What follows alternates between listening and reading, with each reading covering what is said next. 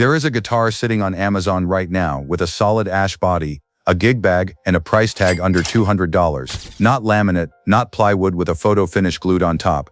Solid ash, the same wood Leo Fender used when he built the first Telecasters in a shed in Fullerton, California in 1950. And almost nobody who calls themselves a serious player will admit they own one. Every player knows the ritual. You drive to the store.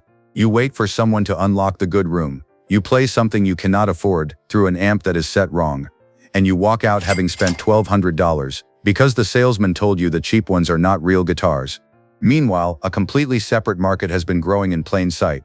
Direct-to-consumer brands, mostly built in the same factories that produce the entry-level models for the famous names, sold with no dealer margin, no showroom rent, and no marketing budget. Some of them are genuinely bad, but some are so far ahead of what their price suggests that guitar forums have been quietly passing their names around for years, while the mainstream guitar press refuses to review them. Today we are going through 7 of them, not the obvious ones. The ones that get overlooked, dismissed, or actively laughed at, and are, if you know what you are actually buying, absolute gold mines. The last one on this list solves a problem the entire acoustic industry has failed to solve for 70 years. Let us start at number 7. Number 7 is Glary, and I want to be honest about this one from the first sentence, because most videos on this subject are not. Glary is the brand that shows up when you sort Amazon by price, lowest first. A full-size electric, a 20-watt practice amp, a gig bag, a strap, a cable, a tuner, and a set of picks, the entire package, frequently under $100. Every experienced player's instinct is to dismiss it, and on the question of whether a Glary is a good guitar, that instinct is correct. It is not. The pickups are thin and lifeless, the tuners will not hold pitch reliably, the fret ends will need attention. So why is it on a list of gold mines? Because Glary is not competing with guitars, it is competing in the modification platform market, and there it is undefeated. If you have ever wanted to learn how a guitar actually works, how to level frets, how to shim a neck pocket, how to solder a full wiring harness, how to cut a nut properly, you have 2 options. You can practice on an instrument you care about and risk destroying it, or you can spend $80 on a Glary and learn on something where a mistake costs you nothing. Fit a set of proper tuners, a decent bridge, and a pair of used pickups pulled from a Squire, and you end up with a genuinely giggable instrument for under $200 total, plus a skill set that will save you thousands over the rest of your playing life. The people who buy a Glary expecting a guitar are disappointed. The people who buy a Glary expecting a canvas are the ones who understand what it is for. Number 6 is Sonicake. This is a newer name in the electric guitar space, and it is one of the very few budget brands that has clearly paid attention to the specific complaints players make about cheap instruments. The specification reads like a standard entry-level Stratocaster copy, 39-inch full-size body, 3 single-coil pickups, a tremolo bridge. Nothing unusual, but 2 details separate it from everything else at this price. The first is rounded fret ends. On budget guitars, sharp fret ends are the single most common defect, caused by the fretboard shrinking after the guitar leaves a humid factory and arrives in a dry house. Players describe it as the neck trying to cut them. Most manufacturers at this price do not address it. Sonicake does. The second is a heel adjustment truss rod. On a huge number of cheap guitars, adjusting neck relief means removing the entire neck from the body, adjusting it blind, bolting it back on, tuning up, then discovering you guessed wrong and doing it again. A heel adjust rod lets you make that adjustment with the neck attached, in seconds. Not long ago that was a mid-tier feature. Neither of those shows up in a photograph, neither makes the guitar sound better. What they do is make it playable out of the box and adjustable for life. And for a beginner who cannot yet diagnose a bad setup, that is the difference between continuing to play and quitting inside 6 months. Number 5 is Donner. Donner is now one of the largest direct-to-consumer instrument brands in the world, and its reputation is complicated because it makes so many different things. The pedals range from excellent to forgettable. But the electric guitars have quietly become one of the strongest value propositions on the platform. The model worth your attention uses the humbucker single configuration. A humbucker at the bridge, single coils in the middle and neck. It is the most versatile pickup layout ever put on a solid body guitar, and it is why so many working session players use it. Glassy clean tones for country and funk, then a thick high-output humbucker when you need to push an amplifier into distortion. In independent testing, that configuration on the Donner handled material from jazz through to metal without changing instruments. Here is what makes it a goldmine rather than just a good buy. On almost every guitar under $300, you are being asked to choose. Buy a Stratocaster copy, you get bright thin cleans and nothing with weight. Buy a Les Paul copy, you get thick dark tones and no sparkle. Beginners make that choice before they know what music they will actually play, and a large percentage choose wrong and pay to correct it a year later. The Donner removes the choice. For a player who does not yet know what they want to sound like, that is worth more than any single feature on anything else in this bracket. Number 4 is the one I opened this video with, Indio by Monoprice. Monoprice is an electronics company. They make cables, monitors, 3D printers and computer accessories. And somewhere along the way they started selling guitars under the Indio name. The guitar community's reaction was, predictably, to ignore them. That was a mistake. The Retro Deluxe Plus has a solid ash body, ships with a gig bag, and has been available for around $150. Solid ash is not a marketing term, it is a genuine tone wood, bright, resonant, with a pronounced upper mid-range and a strong fundamental. It is what the earliest Fender solid bodies were made from, and what many custom shop instruments costing 30 times as much are still made from today. At the price most budget guitars sell for, you are not getting ash.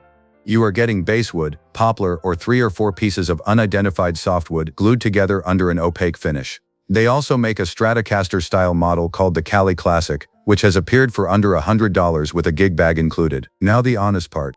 Owners consistently report 2 real problems. The stock pickups are widely described as thin and difficult to improve with equalization, and the cavities are routed so tightly that fitting aftermarket pickups or full-size potentiometers can require actual woodworking. One owner reported a control plate screw hole placed so close to the cavity that the two connected. So this is not plug and play. What it is the cheapest way in existence to get a genuine solid ash body and a real neck. Wood is the part you cannot upgrade later. Electronics are a $50 problem. Body timber is a permanent one. Buy it for the wood, budget for the pickups, and you have an instrument that punches far above that number. Number 3 is Jasmine, and this is the one that has been hiding in plain sight the longest. Jasmine is the budget line of Takamine, the Japanese manufacturer whose acoustics have been used on stages by an enormous number of professional players since the 1970s. The Jasmine name has existed for decades as their entry-level offering, often available for less than a single set of premium strings costs on a high-end guitar. It belongs on this list because the acoustic market has a particularly ugly floor. Below about $200, most acoustics are effectively unplayable. The action is so high that a bare chord is physically painful. The intonation is so far out that the guitar sounds wrong the further up the neck you go. The tops are laminate sheets producing almost no volume or sustain. Thousands of people receive one of these as a first guitar, conclude they have no natural talent, and never pick up an instrument again. The guitar was the problem. They never found out. The Jasmine is the known exception. It arrives set up close enough to correct that a beginner can actually form chords. It holds tune, and it produces a real acoustic tone rather than a cardboard approximation of one. That is not a claim it competes with a Martin. It does not. It is the cheapest acoustic that will not make you quit. And measured against what that is worth to an actual person, very little on this list beats it. Number 2 is Firefly, and specifically the FF338. If you spend any time on guitar forums, you will have seen this name. The Firefly FF338 is a semi-hollow double cutaway electric, the same broad design as the Gibson ES335, an instrument that has been used by B.B. King, Chuck Berry, Eric Clapton, Dave Grohl and Noel Gallagher, and which cost several $1,000s in its original form. The Firefly has been available for somewhere in the range of $150 to $250. What makes it remarkable is not the price, it is the construction. This guitar has a set-in neck, not a bolt-on. On a set neck instrument, the neck is glued into the body, which is more labor-intensive to build and is normally the first thing eliminated when a manufacturer needs to reduce cost. It also has a separate adjustable bridge and tailpiece, twin humbuckers, and independent volume and tone controls for each pickup. Reviewers who have played it consistently describe the neck as the standout feature, not thick, not thin, smooth, and lacking the cheap feel that almost always gives away a guitar in this bracket. Now the caveat, because it is a real one and anyone recommending this guitar without mentioning it is not being straight with you. The stock pickups are microphonic. That means the pickup itself picks up vibration in addition to string movement. And at high gain and high volume it will produce uncontrolled feedback. At bedroom volume you will never notice. At band volume you absolutely will. One reviewer who gigged the guitar described getting a blast of feedback before every song. That is a $40 fix. Wax-potted replacement humbuckers eliminated entirely. Do that, and what you are holding is a set-neck semi-hollow that multiple experienced players have described as the best value-for-money guitar they have ever bought. And at least one owner reported it playing as well as their Epiphone 335, which cost several times as much. Which brings us to number 1, and this is the one that genuinely changes something.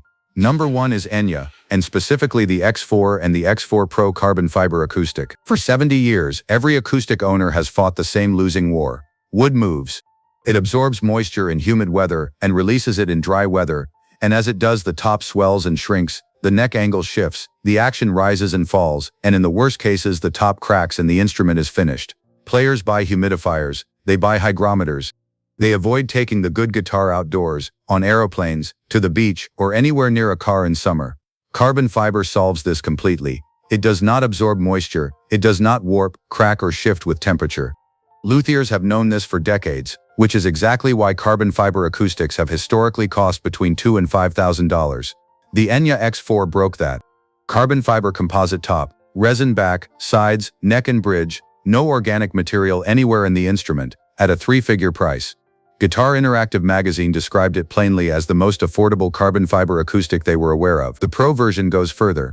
Grand auditorium body, 25 3/4-inch scale, 16-inch fretboard radius with a satin neck finish that electric players find immediately familiar, and 2S hardware, the same synthetic nut and saddle material used on a great many high-end instruments. It ships with Elixir strings, a deluxe hardshell case, a strap and a cable. Then there is the Acoustic Plus system, an onboard pickup and effects unit with reverb, delay and chorus built into the guitar, running from a rechargeable battery. You can play a reverb-drenched fingerstyle piece in a field with no amplifier, no pedals and no power source anywhere near you. The neck is also deliberately elevated from the 14th fret upward, releasing pressure on the soundboard so the top vibrates more freely. Reviewers have called it a serious contender for the best acoustic electric under $1,000. Traditionalists dislike it, and they are not entirely wrong. Carbon fiber does not sound like wood. It is brighter, more consistent, more focused. Whether that is better depends on what you want. But if you travel, if you busk, if you live somewhere with a brutal climate, or if you are simply tired of treating your guitar like it is made of glass, this is the instrument that removes the problem instead of managing it. Oh, there are the 7. Glary, the platform everybody mistakes for an instrument. Sonic, which fixed the 2 defects that make beginners quit. Donner, which refuses to make you pick your genre before you know it. Indio by Monoprice, selling solid ash for the price of plywood. Jasmine, the cheapest acoustic that will not end your playing career. Firefly, a set neck semi-hollow for the price of a pedal. And Enya, which quietly solved the oldest problem in acoustic guitar building and charged 1/10 of what everybody else does for it. Every one of these has a flaw, and I have told you what they are, because a guitar you understand is worth more than a guitar you were sold. The pickups are the weak point on most of them. The setup is almost never perfect out of the box. But the parts that cannot be fixed later, the body wood, the neck construction, the joint, the materials, that is where these instruments are giving you far more than the price suggests. The industry has spent decades teaching players that price is a proxy for quality. On these 7, it simply is not. If you found a guitar here you had never heard of, leave the name in the comments and tell me what you are playing now. And if you want to know which pickups actually fix these guitars for the least money, that is the next video.